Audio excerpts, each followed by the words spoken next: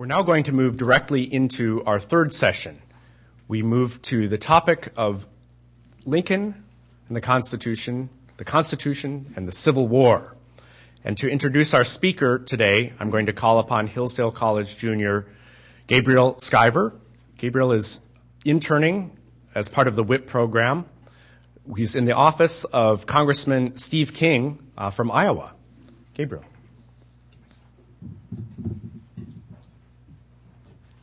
Thank you, Dr. Bob. Paul Moreno is the William and Berniece Grewcock Chair in Constitutional History, Dean of Faculty, and Associate Professor of History at Hillsdale College. He earned his B.A. magna cum laude and his M.A. at the State University of New York in Albany, and his Ph.D. in History from the University of Maryland at College Park. Dr. Moreno is the author of Black Americans and Organized Labor, A New History, and From Direct Action to Affirmative Action, Fair Employment Law and Policy in America. He has published widely in journals such as the Law and History Review, the Journal of Southern History, and the Journal of Policy History.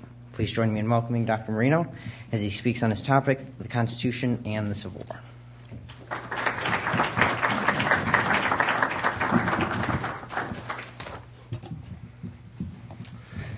Thank you, and I'd like to say I'm very grateful to the Kirby Center for the invitation to speak at this event and to be part of this effort to revive the Constitution.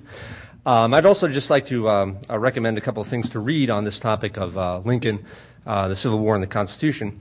One is a collection of essays by Herman Belz, who is my graduate director and the preeminent historian of Civil War era constitutionalism, Abraham Lincoln, Constitutionalism and Equal Rights in the Civil War Era, published by Fordham University Press. And, of course, the best place to look to for Lincoln's political thinking is in the works of Lincoln himself. The Basler edition of Lincoln's, edited version of Lincoln's collected works is also very useful. This morning, I'm going to attempt to give an account of Lincoln's statesmanship and constitutional efforts to preserve the Union. As a historian, not a political theorist, I'm going to focus on what Lincoln did to save the Union. Nevertheless, much of what I'm going to cite as historical evidence consists of Lincoln's words. Lincoln was a statesman, not a philosopher, but he certainly understood and expressed the fundamental concepts of American political philosophy.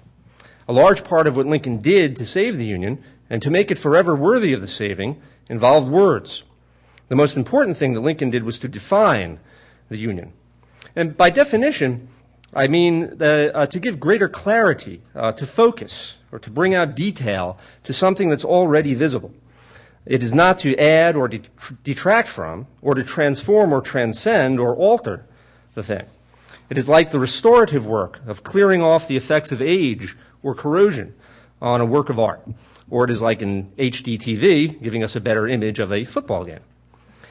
In Lincoln's speech at Peoria in 1854, he said, "Let us readopt the Declaration of Independence, and with it, the practices and policy which harmonize with it.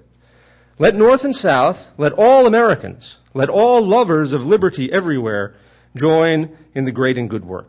If we do this, we shall not only have saved the Union, but we shall have so saved it as to make and keep it forever worthy of the saving. We shall have so saved it that succeeding millions of free, happy people the world over shall rise up and call us blessed to the last generations." Now, what did Lincoln mean by making the Union forever worthy of the saving? First of all, what did Lincoln mean by the Union? The Union was not the Constitution exactly. Lincoln argued that the Union is much older than the Constitution. He said it was formed, in fact, by the Articles of Association in 1774. It was matured and continued by the Declaration of Independence in 1776. It was further matured, and the faith of the then 13 states expressly plighted and engaged that it should be perpetual by the Articles of Confederation in 1778. And finally, in 1787, one of the declared objects for ordaining and establishing the Constitution was to form a more perfect union. The Constitution of 1789 was thus an instrument for the perfection of the Union. And the Constitution had other ends to serve: to establish justice, ensure domestic tranquility, provide for the common defense, promote the general welfare, and secure the blessings of liberty to ourselves and our posterity. The Union is at the head of this list in the preamble of the Constitution, but the Union is instrumental to the rest of the list: justice, peace, security, welfare, and liberty. And the last of the list, liberty, is really primary. I believe it was so for Lincoln, that for Lincoln, the Union and the Constitution, or we might say constitutional union, was for the sake of liberty. And it was more precisely for the sake of liberty of a particular kind, a liberty based upon human equality. In 1864, Lincoln said, "The world has never had a good definition of the word liberty, and the American people just now are much in want of one. We all declare for liberty, but in using the same word, we do not all mean the same thing. With some, the word liberty may mean for each man to do as he pleases with himself and the product of his labor, while with others, the same word may mean for some men to do as they please with other men and the product of other men's labor. Here are two not only different but incompatible things called by the same name, liberty. And it follows that each of the things is, by the respective parties, called by two different and incompatible names, liberty and tyranny. The shepherd drives the wolf from the sheep's throat, for which the sheep thanks the shepherd as a liberator, while the wolf denounces him for the same act as a destroyer of liberty, especially as the sheep was a black one. Plainly, the sheep and the wolf are not agreed upon a definition of the word liberty, and precisely the same difference prevails today among us human creatures, even in the North, and all professing to love liberty. Hence we behold the processes by which thousands are daily passing from under the yoke of bondage, hailed by some as the advance of liberty, and bewailed by others as the destruction of all liberty. It was the work of Lincoln's life to ensure that the Union was saved on this understanding of liberty grounded in natural equality. As President-elect Lincoln put it in a speech at Independence Hall in Philadelphia, "All the political sentiments I entertain have been drawn, as far as I've been able to draw them, from the sentiments which originated and were given to the world from this hall in which we stand. I have never had a feeling politically that did not spring from the sentiments embodied in the Declaration of Independence. I have often pondered over the dangers which were incurred by the men who assembled here and adopted that Declaration of Independence. I have pondered over the toils that were endured by the officers and soldiers of the Army who achieved that independence. I have often inquired of myself what great principle or idea it was that kept this Confederacy so long together. It was not the mere matter of separation of the colonies from the motherland, but something in that declaration giving liberty, not alone to the people of this country, but hope to the world for all future time. It was that which gave promise that in due time the weights should be lifted from the shoulders of all men, and that all should have an equal chance. This is the sentiment embodied in the Declaration of Independence." Human equality was the central principle of the Declaration, and thus of the Union and the Constitution. And a great part of Lincoln's legacy was his further definition of equality. He did not alter or add to the founders' definition of equality, but clarified, expounded, or construed it. In his debates with Stephen Douglas, who, like Chief Justice Roger Taney in the Dred Scott case, denied that the principles of equality applied to blacks, if indeed it applied to individuals at all, Lincoln said this of the founders: "I think that the authors of that notable instrument intended to include all men, but they did not mean to declare all men equal in all respects. They did not mean to say that all men were equal in color, size, intellect, moral development, or social capacity. They defined with tolerable distinctness in what they did consider all men created equal in certain inalienable rights, among which are life, liberty, and the pursuit of happiness. This they said, and this they meant. They did not mean to assert the obvious untruth that all were then actually enjoying that equality, nor yet that they were about to confer it immediately upon them. In fact, they had no power to confer such a boon. They meant simply to declare that the right, so that the enforcement of it might follow as fast as circumstances should permit.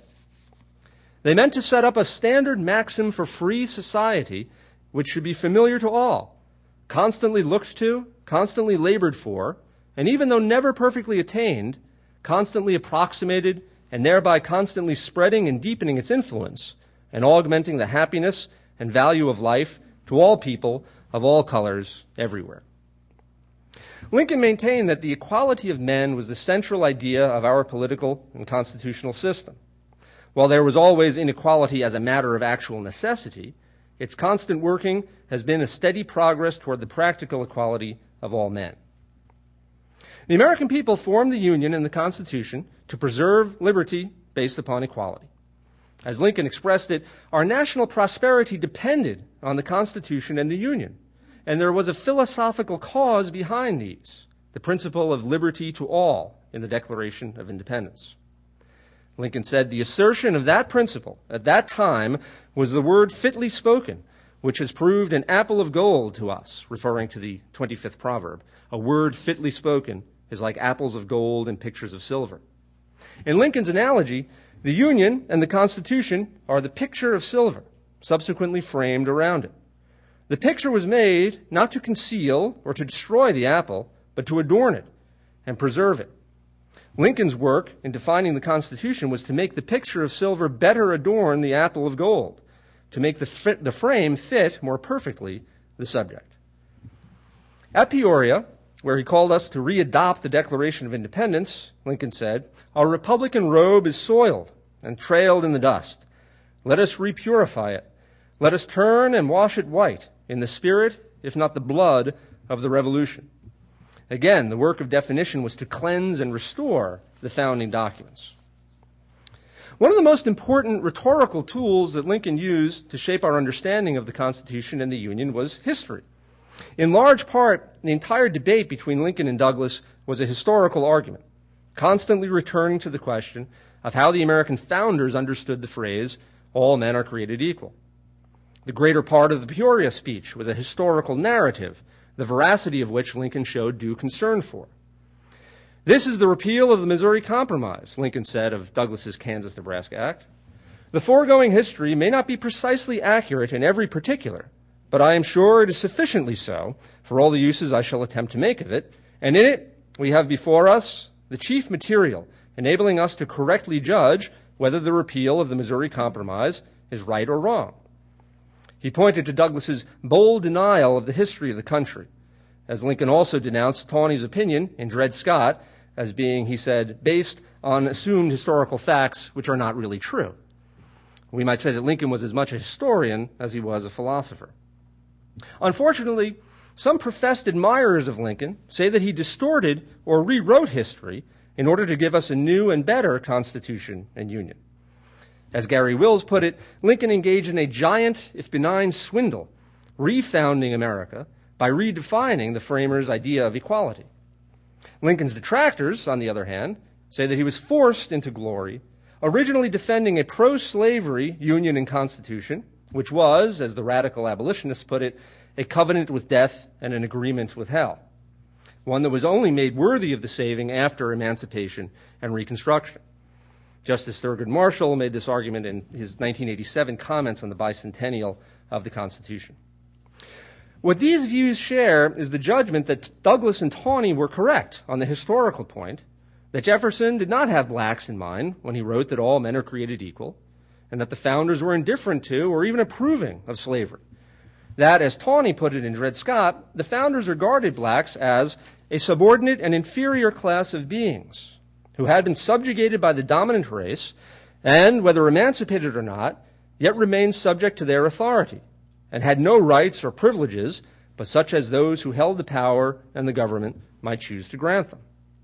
It would take too much time to retrace all the historical evidence from the text of the Constitution, from other founding documents, from the founders' other writings, and from the acts of the national and the state governments that established the anti-slavery character of the original Constitution.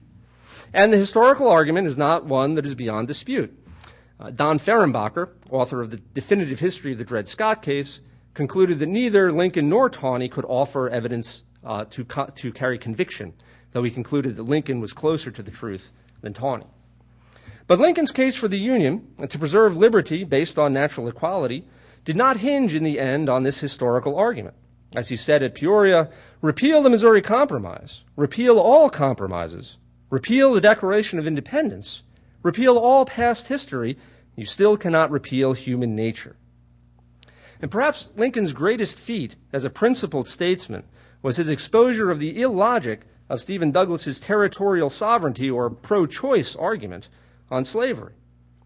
All of their arguments, he said of Douglas and the Democrats, will be seen to exclude the thought that there is anything whatever wrong in slavery. If you will take the judge's speeches and select the short and pointed sentences expressed by him as his declaration that he don't care whether slavery is voted up or voted down, you will see at once that this is perfectly logical if you do not admit that slavery is wrong. If you do admit that it is wrong, Judge Douglas cannot logically say that he don't care whether a wrong is voted up or voted down. Judge Douglas declares that if any community wants slavery, they have a right to have it. He can say that logically if he says that there is no wrong in slavery. But if you admit that there is a wrong in it, he cannot logically say that anybody has a right to do wrong. If our Constitution depends, as Hamilton put it in the First Federalist, on reflection and choice, on rational deliberation, then certainly the fundamental discipline of logic is necessary to constitutional government. And Lincoln provided an unparalleled example of the use of logic in political debate. It is worth considering whether Lincoln's stated goal of making the Union forever worthy of the saving implied, along the lines of the radical abolitionists, that the old Union, as it was before emancipation, was not worthy of the saving. That is, would the Civil War or any war have been worth fighting if it did not produce the end of slavery? Lincoln's answer was yes. The original Union and Constitution were worth fighting for. He said at Peoria, "I too go for saving the Union. And much as I hate slavery, I would consent to the extension of it rather than to see the Union dissolved, just as I would consent to any great evil to avoid a greater one." Lincoln recognized and was willing to abide by the compromises that the Constitution made with slavery. But this willingness was conditioned on the understanding that those compromises were only such as were absolutely necessary to preserve the Union in 1787, and that they were temporary. Again, as with the question of the founders' recognition of natural equality in slaves, there is room for argument as to how much accommodation the Constitution provided. Perhaps too much, perhaps more than Lincoln admitted. But this argument was characteristic of Lincoln's preeminent virtue of prudence. Prudence, or practical wisdom, is the most important requirement of the statesman, in contrast to the theoretical wisdom of the philosopher or the mere political agitator. We must judge Lincoln according to his exercise of prudence leading up to and conducting the Civil War, just as we must judge the founders according to their prudential judgment of compromise involving slavery and the Constitution. But I think the evidence sustains Lincoln's argument that the founders permitted slavery only insofar as they had to, and with the expectation that the Union helped to put slavery in course of ultimate extinction. One might say that here, too, the framers defined the limits of slavery with tolerable distinctness in the Constitution, but that subsequent events, interests, and ideas, one might call them heresies, required further definition. Lincoln was a part of this development of constitutional doctrine. This further definition or construction of the Constitution was to be carried out through the political institutions established by the Constitution. Lincoln pointed out in his first inaugural that there was no alternative to such construction of the Constitution. He extended John Marshall's point that a Constitution, to contain an accurate detail of all the subdivisions of which its great powers will admit, and of all the means by which they may be carried into execution, would partake of the prolixity of a legal code, and could scarcely be embraced by the human mind. It would probably never be understood by the public. Its nature, therefore, requires that only its great outlines should be marked, its important objects designated, and the minor ingredients which compose those objects be deduced from the nature of the objects themselves. As Lincoln put it, no organic law can ever be framed with a provision specifically applicable to every question which may arise in practical administration. The Constitution did not expressly say whether Congress could permit or prohibit slavery in the territories, or to enact a Fugitive Slave Act. The people had to decide such questions through elections and majority rule. And Lincoln gave what is to this day the best statement that judicial interpretation of the Constitution is not the complete or final statement of the Constitution's meaning. He said, again in response to the Dred Scott decision, "I do not forget the position assumed by some that constitutional questions are to be decided by the Supreme Court. Nor do I deny that such decisions must be binding in any case upon the parties to a suit as to the object of that suit, while they are also entitled to very high respect and consideration in all parallel cases by other departments of the government. At the same time, the candid citizen must confess that if the policy of the government upon vital questions affecting the whole people is to be irrevocably fixed by decisions of the Supreme Court, the instant they are made, in ordinary litigation between parties and personal actions, the people will have ceased to be their own rulers, having to that extent practically resigned their government into the hands of that eminent tribunal." Lincoln did not deny the legitimate place of the judiciary in the constitutional system of checks and balances, nor did he deny the power of judicial review, or even of the court's own power to go beyond the Constitution and invoke natural law principles. He never disputed, for example, the authority of the court in a particular case. Rather, he denied that the court could settle important political questions through a particular decision. Judicial decisions, he said, are of greater or less authority as precedents according to circumstances. If this important decision, Dred Scott, had been made by the unanimous concurrence of the judges and without any apparent partisan bias and in accordance with legal public expectation and with the steady practice of the departments throughout our history, and had been in no part based on assumed historical facts which are not really true, or if wanting in some of these, it had been before the court more than once and had been there affirmed and reaffirmed through a course of years, it might be, perhaps would be, factious or even revolutionary not to acquiesce in it as a precedent. But Dred Scott certainly satisfied none of these requirements that would make it a binding precedent, and Lincoln and the Republicans explicitly challenged it and took action to have it reversed. This was in keeping with his idea of the people as the ultimate sovereign in our constitutional system. As he said in the first inaugural, a majority held in restraint by constitutional checks and limitations and always changing easily with deliberate changes of popular opinions and sentiments is the only true sovereign of a free people. Lincoln said at Peoria, "Our Republican robe is soiled and trailed in the dust. Let us repurify it. Let us turn and wash it white in the spirit, if not the blood, of the Revolution." In the end, though, it did require the blood of the Civil War. The conciliatory words of the first inaugural failed to persuade enough Southerners to preserve the Union, though Lincoln claimed that no real majority favored secession in any state except South Carolina. And so Lincoln had to resort to force to save the Union. In his suppression of the rebellion, Lincoln's deeds showed how difficult it is to maintain constitutional government in wartime.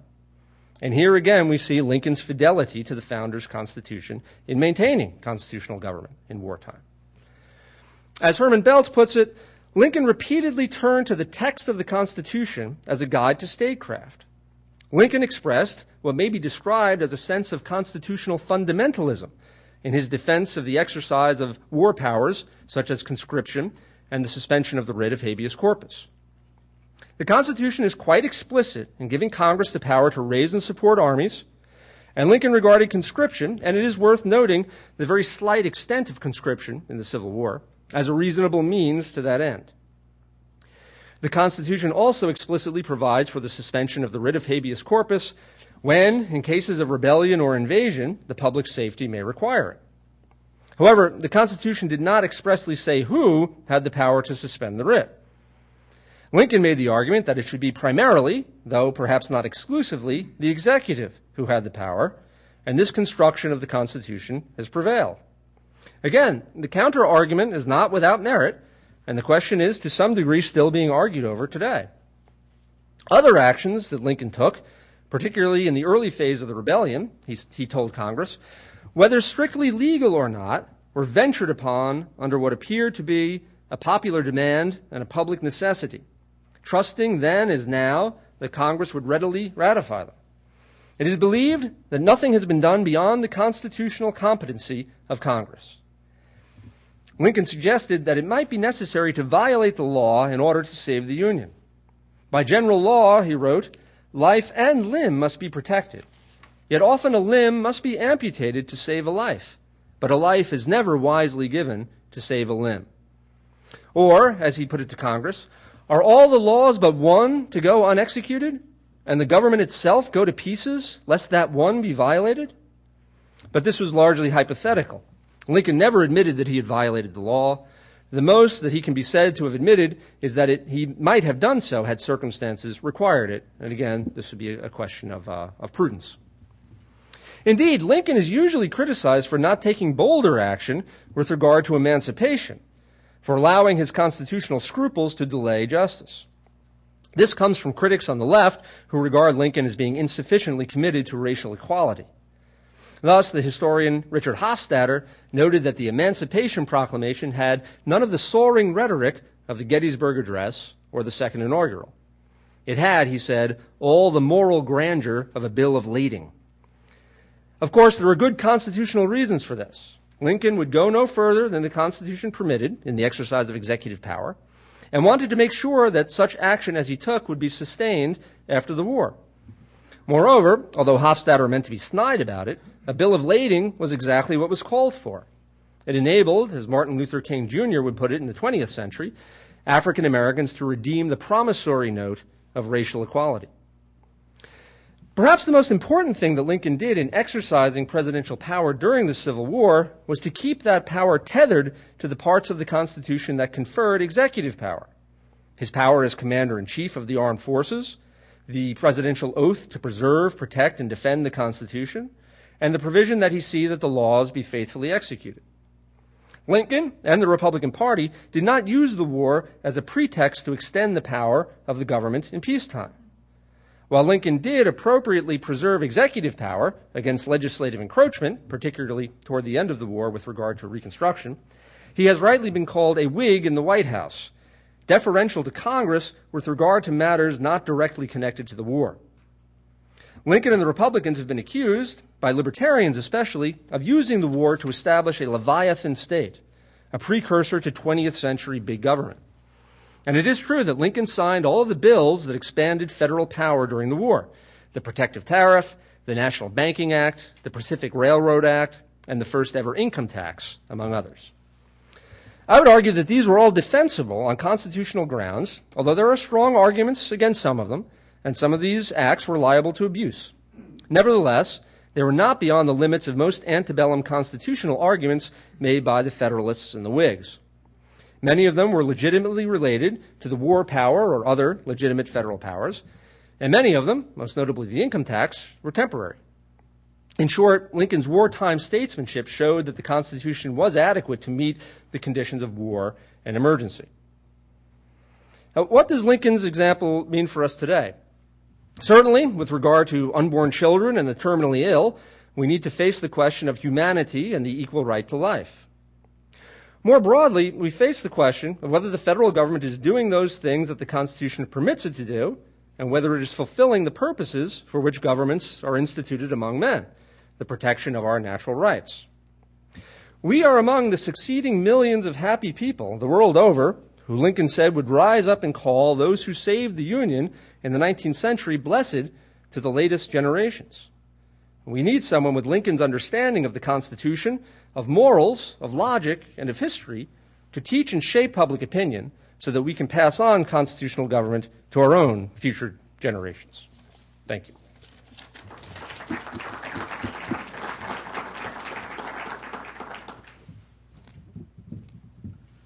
I'll invite members of the studio audience to address questions to Professor Moreno. We're going to start off with a question from our online participant pool. Peter from Michigan asks the following question: how could Lincoln acknowledge the right of secession to the states against England, but not against the federal government? Well, I think the crucial distinction there is between secession and what Lincoln, and it's what everybody recognized as legitimate right to revolution. Right? Lincoln never denied that, again, in circumstances in which fundamental natural rights were being violated, when the government had become destructive of the ends for which governments were instituted, that people had a natural right to revolution, to alter and abolish their forms of government. And that's what the American colonists did in 1776, successfully exercised their right of revolution against the British. Secession, though, is something fundamentally different. It was a doctrine invented between the American Revolution and the Civil War that tried to say that there was a lawful and constitutional way of breaking up the government without exactly calling it revolution, right? And that's what Lincoln denied. Basically, Lincoln denied that the American colonists did not secede from the British Empire. They exercised their legitimate right to revolution. And Lincoln, in the first inaugural, told the seceding states, there is a right to revolution, and you can exercise it if it's justified. Right?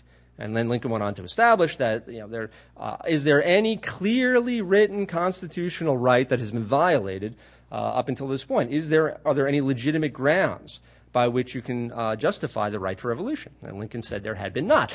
This is, again, where he said that all the questions that are in dispute in 1860 about the return of fugitive slaves, about slavery in the territories, Lincoln said the Constitution does not expressly provide an answer for those questions. Therefore, we must vote upon them. We must have majority rule. There's no alternative to that. So Lincoln said if a clearly stated constitutional right were being violated, it might justify the right to revolution. Right? But that is not the case in 1860, and so you have a situation that is not analogous between 1776 and 1860. Essentially, there was no such thing as secession. There is the right to revolution, but the right to revolution, in order to be exercised, has to be based upon serious violations of natural rights.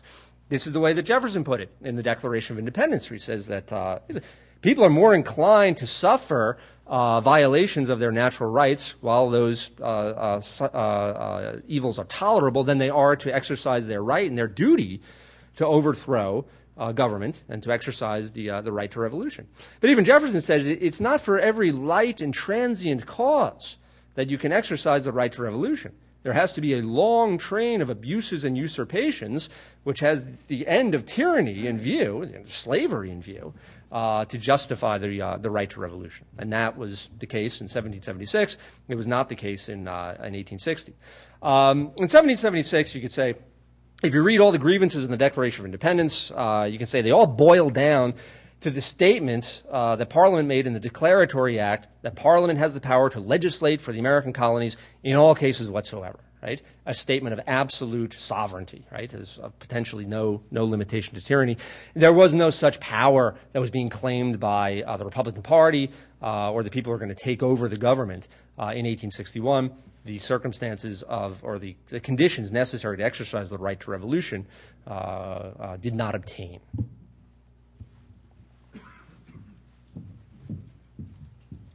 We have another online question. This one comes from Chip in Clearwater, Florida. What of Lincoln's infamous statements such as the following? If I could save the Union without freeing slaves, I would do it. And also, quote, I have never been in favor of bringing about the equality of the white and black races. How do you square these statements with the notion that he was somehow higher-minded in what he attempted to accomplish? Yeah, the first one is a statement from the letter that he wrote to Horace Greeley at a point at which abolitionists were urging Lincoln to make emancipation and abolition more explicitly the goal of the government's policy in the Civil War. And Lincoln insisted that his principal goal was to save the Union, and that everything that he did with regard to slavery, in order to save the Union, depended upon that question of whether it advanced or undermined that effort. And he said, if I could save the Union by freeing all the slaves, I would do that. If I could save the Union by keeping them all slaves, I would do that. And if I could save the Union by freeing some and leaving others alone, I would do that. It's worth noting that at the time that Lincoln wrote that letter to Horace Greeley, he had already prepared the draft of the Emancipation Proclamation. So he had already moved from the point of leaving slavery alone where it existed, right, which was the professed policy of the Republican Party in 1860, and one that Lincoln stood by, to the next step of freeing some and leaving others alone. The Emancipation Proclamation didn't apply to all states, only those behind rebel lines. And then ultimately, at the end of the war, Lincoln goes to the point of endorsing and taking quite a bit of effort to get Congress to introduce the 13th Amendment to the states to abolish slavery everywhere. And I think it goes back to the quote that I read from Lincoln where he said that, yes, he would even accept the expansion of slavery rather than destroy the Union, just as I would accept a bad thing to avoid a worse thing. So again, this is the question of prudence. And it goes back also to the question of the compromises that the founders made with slavery in the original Constitution.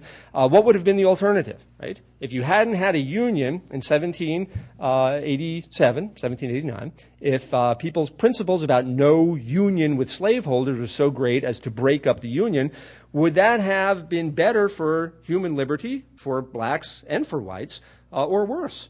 And again, arguably, and this is a prudential question, the founders were correct in thinking that by keeping the Union together, by compromising with slavery, at least in the short run, we actually make it more likely to bring about the ultimate extinction of slavery. And again, people can argue about whether the founders were correct in this. Lincoln was very much aware that circumstances had changed because of the invention of the cotton gin, especially the reasonable expectation that the founders had that within 2 or 3 generations, slavery would be gone. Things had changed, and we can't compromise so much anymore in the 1860s. Lincoln was not forced to take this position, but if he had consented to maintaining the Union with slavery, how long would it have taken for slavery to have been abolished? And was that a better thing than the Civil War and the way that it brought about the end of slavery? And that's a debatable point. But the idea that Lincoln and the founders had that what they were doing by keeping the Union together was ultimately, in the end, the best thing to promote what Lincoln referred to as liberty to all, I think is defensible on prudential grounds. The second question is about the political and social equality of blacks. And it is true that Lincoln did say in the Lincoln-Douglas debates that he was not in favor of bringing about the social and political equality of blacks and whites. Blacks couldn't vote, for instance, in Illinois and in most states, and Lincoln said that was not part of his agenda. On the other hand, Lincoln did certainly develop towards the idea of greater civil and political rights for blacks by the end of the Civil War, especially once blacks participated after the Emancipation Proclamation in the Union Army. And it began to have a great impact on Northern public opinion generally. The idea that if blacks showed that they were capable of fighting to save the Union, that the extension of civil and political rights should follow. Lincoln's last speech, indeed the one that you could well say caused his assassination, was an appeal to the Reconstruction government of Louisiana to extend the right to vote to at least some blacks. So Lincoln was certainly moving in the direction towards greater civil and political equality. And did we have the quotation from Stephen Douglas in the Reader about saying that Douglas's impression was that Lincoln shared the prejudices of most white people of his time, but that he had come to he was a very loud and passionate voice in favor of equality, and Lincoln certainly was moving in the direction of greater civil and political equality. And again, as a historian, although you don't want to force the issue, there were certainly, I think you could say, limitations to Lincoln's view of racial equality by 20th century standards. That's true, but compared to the Americans of his generation, Lincoln was certainly leading in the way towards greater civil and political equality. There's a great deal of online interest, so we'll stick with online questions. This comes from Scott in Bakersfield, California. The 14th Amendment has been the subject of much debate. What is its meaning properly understood?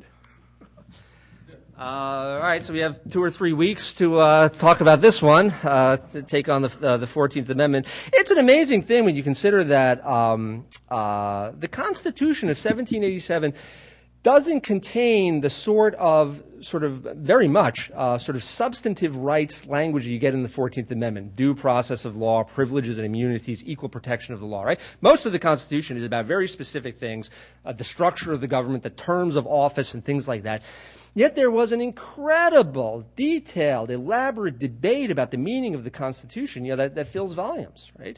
On the other hand, the 14th Amendment uses this language that is, in many ways open-ended to sort of substantive interpretations, especially about the meaning of rights. Yet there was very little debate within Congress and in the states that ratified it as to what the language of the 14th Amendment means, and that's why it is so prone and has gone through so many different and very varied modes of interpretation. In many ways, the analogous case to the 14th Amendment was the Fifth Amendment in the original Constitution, in the Bill of Rights, and thus you had both the pro-slavery people and the anti-slavery people making Fifth Amendment, what we come to be called substantive due process arguments about slavery in the territories. In short, John C. Calhoun and Justice Taney and Dred Scott say, look, the Fifth Amendment says you can't be deprived of property without due process of law, so Congress can enact a law that prohibits people from taking their slave property into the territories, right? The abolitionists, on the other hand, say the 14th Amendment prohibits the taking of liberty without due process of law, therefore Congress must prohibit slavery in the territories, right? Likewise, the 14th Amendment has been used for a number of different purposes, its language about due process especially, although in many ways all the provisions of the 14th Amendment, privileges and immunities, due process, and equal protection, will do the same work if you have a guarantee of fundamental rights claims. Now, I think the big problem with the 14th Amendment, and Dr. Spaulding mentioned this in the last talk, was the sort of way in which the judiciary has established a monopoly in interpreting the Constitution, right? And this is where Lincoln's argument against Dred Scott in the first inaugural, that we're all part, the people, through their institutions, not the people, en masse, not via a sort of referendum process, ought to be the ones construing and defining what those phrases mean in the 14th Amendment, right? Because they have to mean something. I mean, they're not just a sort of boilerplate. There are questions of fundamental rights that are at issue, that are being protected by the 14th Amendment, but it ought not to be the exclusive province of judges to determine what those rights are, that the people, their elected officials, various devices by which we can do what Lincoln said in the first inaugural, to make sure that the people are their own rulers, that the people are the ones interpreting what the 14th Amendment means, not just the judges.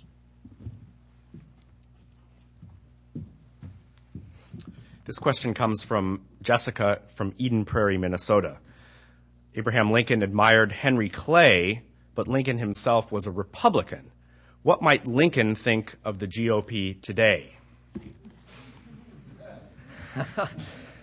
Well, the first part of that is, I think, easier to answer. Yes, he did. He admired Henry Clay. Henry Clay was as Lincoln put it, his beau ideal of a statesman. And Lincoln was very reluctant to leave the Whig Party as it was dissolving and to become a Republican. He was very cautious about that. So I would say that, well, if Henry Clay had lived, as many Whigs did in most ways, especially the Northern Whigs, the Republican Party was the successor of the Whig Party. What would Lincoln think of the Republican Party today?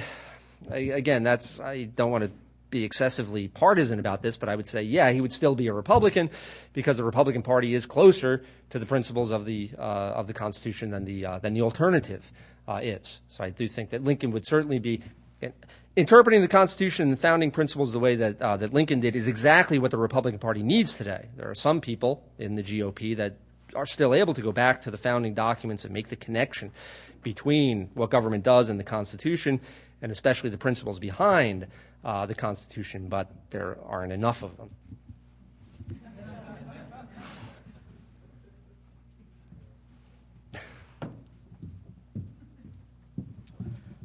Mike from Washington State asks, federalism is a concept that you alluded to and talked about.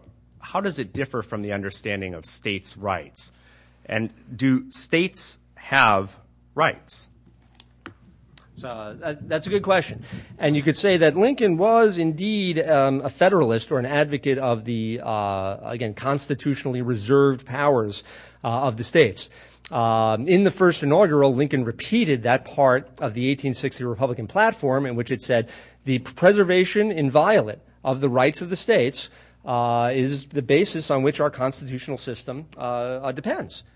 Basically, this principle of the division of power between the federal government and the states, and the idea, especially, that the assumption under the Constitution is the powers of the national government are delegated, right? They're enumerated. And we assume that if the Constitution doesn't express expressly give the grant of power, it's not there, right? We assume, on the other hand, that states have the general depository of general governmental powers, sometimes referred to as the police power, and unless the Constitution withholds a power from the state, it belongs to the state. So the Republican Party of 1860 was still committed to that basic founding Madisonian idea of the compound republic. The term of states' rights, though, on the other hand, I would say that's not quite right, and it's one that I try to avoid using. And individuals have rights. Right? The whole point of government is to protect our rights. We ought not to talk about government as having rights. Government has powers, right? Unfortunately, in the 20th century, and Dr. Pasrito will talk about this more this afternoon, but that's the whole problem that we have in this 20th century transformation of this idea of rights. That what people tend to call today rights, things like housing and health care and all that, those are not rights, right? Those are entitlements, things that government power is required to provide people with. So, one of the great feats of 20th century progressives and liberals was to transform the meaning of this term rights and of liberalism, so that today, if you're somebody who would traditionally be called a conservative today, you sound for the most part like a 19th century liberal. They've hijacked the terms rights, and I think this discussion of states' rights would be another example of words that are not properly being used. Now, you go back to the Declaration of Independence and the natural rights philosophy of John Locke and a lot of other 18th century thinkers, right? It is precisely the protection of the rights that individuals have by nature, in the state of nature, that we form governments to protect those rights, and we give governments power in order to do so, right? Government needs to make sure that we don't steal from one another, we don't prey upon one another. It's a proper power of government to make sure that we abide by the promises that we make in contracts. Those are the things that we give governments power to do. But again, properly speaking, governments do not have rights, only individuals have rights.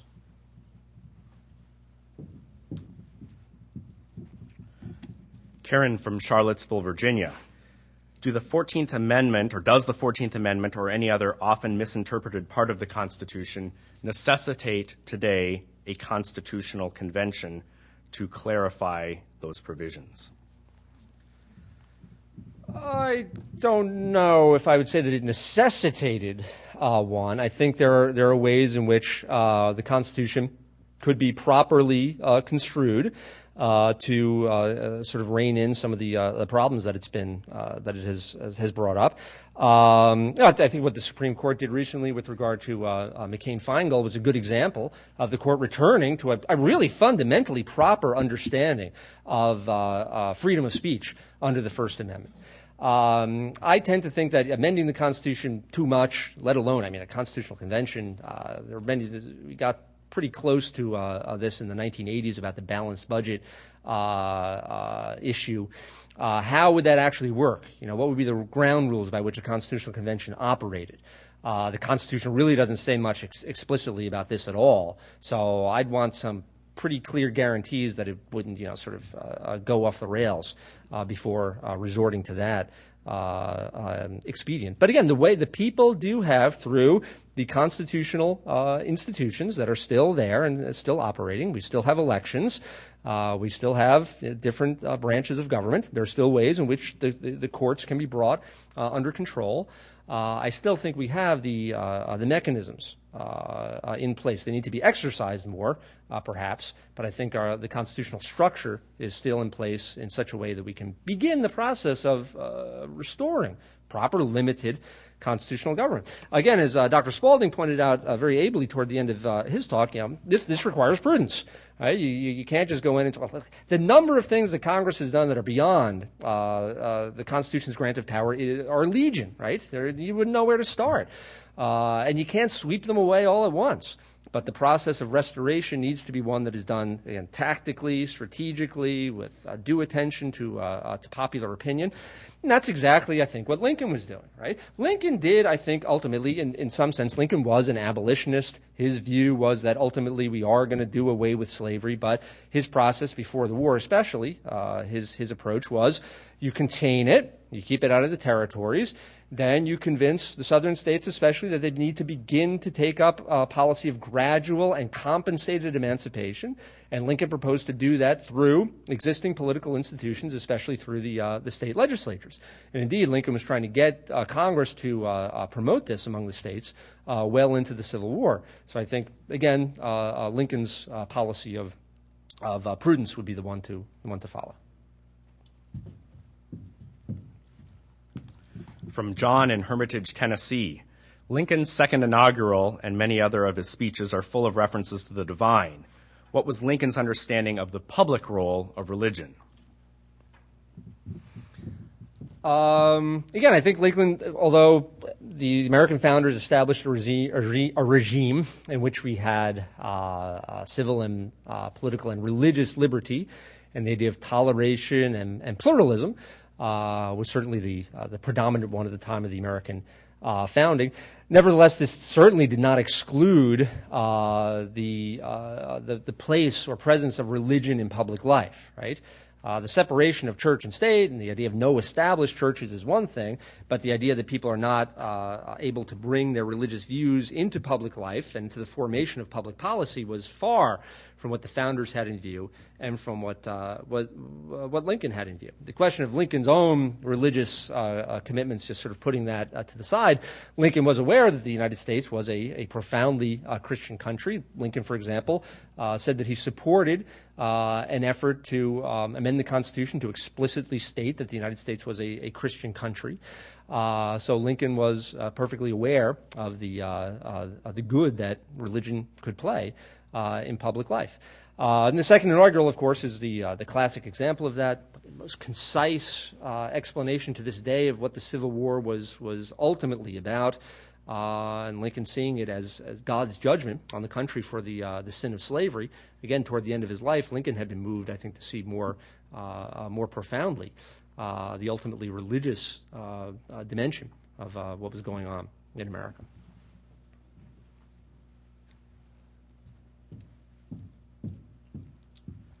Phil from Scottsdale writes, you talked a lot about Lincoln's ideas. What was Lincoln like as a man, as an individual? What made him great? Well, I think like most great men, Lincoln was very hard to actually get to know. And he had few intimate friends, although he was, again, a very gregarious and very public person. A great storyteller, a great sort of raconteur. Stephen Douglas was, sort of afraid of being, into debate with Lincoln because of his just, wonderful effect upon people. Yet he remains something of an enigmatic figure as a man to this day, as perhaps all great men are. What made him great, from again the perspective of the American political and constitutional experience, was his willingness to resist the temptation of power and to remain committed to what he put it in one of his early speeches as the preservation of our political institutions. Lincoln himself was aware of the great danger throughout human history of people who desired greatness. And Lincoln was certainly a man who desired greatness and ambition. His law partner, William Herndon, said that his ambition was a little engine that knew no rest. But that Lincoln was not going to destroy the Republic for the sake of establishing his own greatness. That the problem that Republican governments have, especially the American regime, is that the founders established something that was good. And what we needed to do was to preserve it and perpetuate it, Lincoln said. But there are some people, those of the race of the lion and the tribe of the eagle, or something like that, wouldn't be enough for them to do that. Just to pass on the blessings of liberty from your ancestors to your descendants is not going to be enough to satisfy the desire of really ambitious men, people like Napoleon. Some people, Lincoln said, in order to establish their own greatness, would flinch at nothing, even if it meant the emancipation of slaves or the enslavement of free men. And again, Lincoln's detractors have said that in this speech he was sort of prophesying his own destruction of the traditional constitutional system and the establishment of a new one. But I think Lincoln's greatness lies in the fact that he did not do that, and that despite the, again, cataclysmic Civil War, the United States came through that with a returned clearer statement of what the founding principles were, and that Lincoln was able to, again, pass on a constitutional republic to the next generation of Americans. I think if you look at the Civil War, the effect that it had upon American society and the American economy and all that were pretty great. But nevertheless, after the Civil War, what's remarkable is how quickly politics and constitutional government returned to its antebellum way of doing things. That you didn't establish, as Bismarck was doing in Prussia or Cavour in Italy. The United States had a 1 million-man army at the end of the Civil War, but we didn't keep it after the war was over. Everyone went home. The great expansion of executive power during the Civil War, and Lincoln, as I made the argument, was properly, vigorously exercising his powers as commander-in-chief. But nevertheless, you return to the sort of normal condition of legislative predominance and executive deference in the years after the Civil War. So Lincoln did not, and the Republicans generally did not take the Civil War as an opportunity to fundamentally transform the American Republic and to, again, in peacetime, continue the extraordinary powers of wartime. 20th century liberalism is just the opposite. You hear the progressives and liberals in the 20th century constantly trying to talk about domestic social policy in martial terms, right? Theodore Roosevelt does this all the time. Franklin Delano Roosevelt, in his first inaugural, talking about the Depression, uses explicitly military analogy. And you hear this all the time today, people talking about the war on drugs or the war on poverty or the war on whatever. One of the great virtues of Lincoln and the Republicans was they resisted the opportunities for, again, unlimited government that the Civil War presented.